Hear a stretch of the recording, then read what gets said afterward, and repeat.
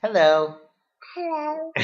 For today's shiur, we have a special guest, and that guest is Hello. Hannah Ora, and she wanted to say hello to everyone. Say hello, Hello. and say everyone you should enjoy learning. Tell- What should they enjoy learning? And they're going to learn about the Kuzari. Okay? Okay, say bye-bye. Okay, that was Hannah Ora. We're going to continue now with the Kuzari. The Kuzari is a very unique personality. And I want to touch in on 3 parts or 3 points, which I think are either the most central or my favorite parts of Sefer Hakuzari. Okay, the first is going to have to do with a part when Rav Yehuda Halevi in Sefer Hakuzari, the classic Sefer Hakuzari, talks about what it is which makes up what we call the Chassid. The Chassid is an adjective having nothing to do with Chassidut, but is an adjective is basically the highest adjective of praise for an Oved Hashem. And he says, what is it which makes up the Chassid? So he uses the mashal, uses the metaphor of a sholet, of someone who is a person who's in control, a governor of a city. And he's got lots of workers and lots of people. And how does he keep the city happy? So he keeps the city happy by providing each person, each soldier, and each personality within the city with their own needs. And as long as they have their own needs, then they're able to serve in the service of the city. Okay, and we're going to see in a second why what might seem obvious is a tremendous chiddush in the time of the Rishonim. Okay, basically what he says is he divides up. He says a person is essentially a person who has lots of different needs, lots of different yitzarim, lots of different valiant and appropriate needs. And he says a person is sameach, a person is happy when he's harmonious, when all the different aspects of the person is working together. Now there's some aspect of the person which is called the self, and that self is that which coordinates and tries to coordinate between the different aspects of the person. But essentially, we work b'simcha when all of our aspects are on the same page. And the way we get them all on the same page is when they're all provided for. What does that mean? Well, let's see the contrast and see the chiddush of the Sefer Hakuzari. Until this time, let's take the Rambam as an example, but which was classic by all the Rishonim. The way that you fix a midah is that you go to the opposite extreme. Okay, let's say you eat too much, so then you should go on an extreme diet in order to break the dependency. Okay, that's the ideology, it's the thought process of the Rambam. You have to break a dependency, and after you've broken a dependency, then you can swing back to a moderate position. The Kuzari presents a different model of moderacy.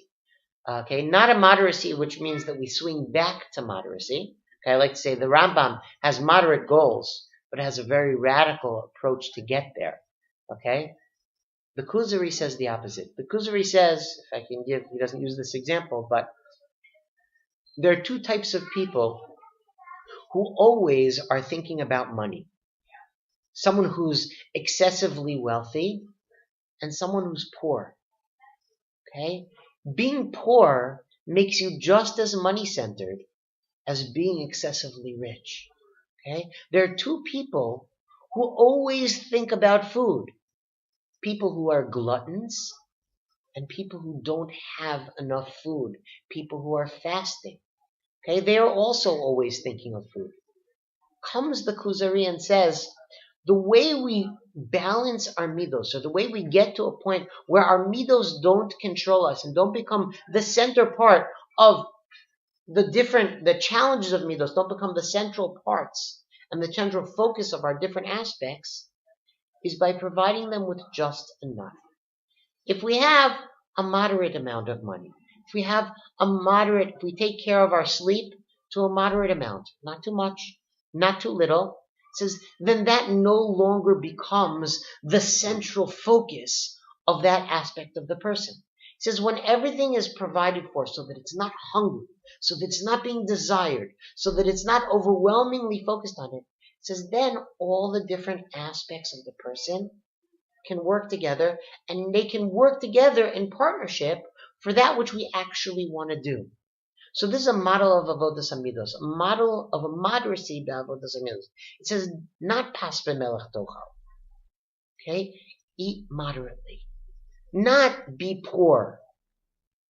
Have exactly what your needs are, not too much, not too little. Then you won't be focused just on money, or just on food, or just on kavod, or just on kina, or just on all those other pieces. And then we can have a certain synergy, a certain harmony. It says that's what keeps us from avodas hasimcha, is that there's another piece of us which is saying, wait, provide for me. Wait, you're not taking care of me. Okay?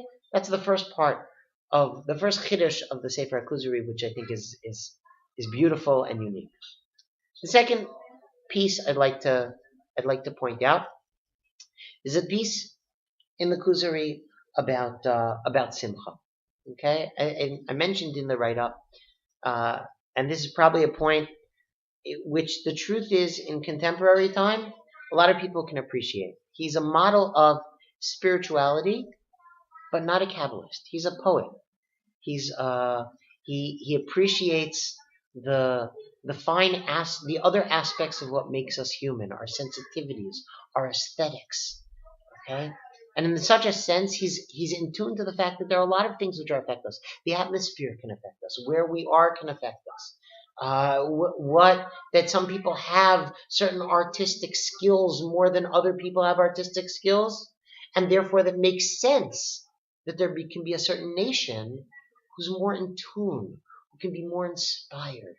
Okay, and in that sense, he really provides a model where he talks about one of our darchei avoda. Avoda is simcha. Okay? Not just yira, but simcha. When a person can find himself at a point where the example he gives is when you come to a mitzvah and you suddenly find yourself feeling like you've been invited to the table of HaKadosh Baruch Hu. And that's what we mean when we say, Asher kiddushanu b'mitzvotav. With your mitzvah, you've given us an opportunity of kedusha, which is HaKadosh Baruch Hu himself. So when we sense that, he describes there, if a person because of that suddenly becomes overwhelmed with happiness and wants to sing and dance, then that is an expression of his avodas Hashem. Okay? So to a second extent, that's a beautiful window from Rav Yehuda Halevi into non-kabbalistic spirituality. Okay? Ruchaniyut shelo tluya b'Kabbalah. It's a different model. Okay. The third piece I want to talk about, which you can't talk about the Kuzari without talking about this, is the concept of his approach towards philosophy. Where on the one hand he admits we need answers. When we say simple truth, the famous phrase which we attach to the Kuzari, to Rav Yehuda Halevi, is emuna pshuta. Okay, now emuna pshuta, he doesn't mean emuna without answers. Okay, he says when you're in a situation where you have questions, you have to ask answers. When you have questions, you have to ask and look for answers. It's not that we try to avoid answers. But he says that at the core of our emuna experience is not the philosophical truth. And he says, until we realize that, there's actually a danger of philosophy. Not the danger of philosophy, which Rav Hanan is going to talk about exposing us to questions. Okay? But there's the challenge of taking an art and forcing it into mechanical rules. Imagine, for anyone who's an artist, or anyone who's an artist of any kind, whether a painter, or whether a songwriter, or whether a poet. So imagine if we try to fit art into very mechanical rules of that there's always going to be a specific time when you use a specific color and a specific hue. And when writing a song, there's certain rules of when you have to go up and when you have to go down. And he says, well, on the one hand, that gives a certain structure to it and a certain understanding to it. On the other hand, it takes a little bit away from the feeling, from the intuition, and from the inspiration. Okay? To Rav Yehuda Halevi, who believes in Emunah as something which is natural and something which is inspired. Not that it doesn't need logic, and he certainly turns to certain logical explanations, but he says that's not what sits at the core of Emunah. And the minute that we try to fit Emunah into technical and mechanical rules, we lose the experiential, the spiritual, the Emunah piece of it. Okay? And that's a very central aspect in Rav Yehuda Halevi in Sefer Hakuzari. Okay? That's Lacha, and we will continue again next week.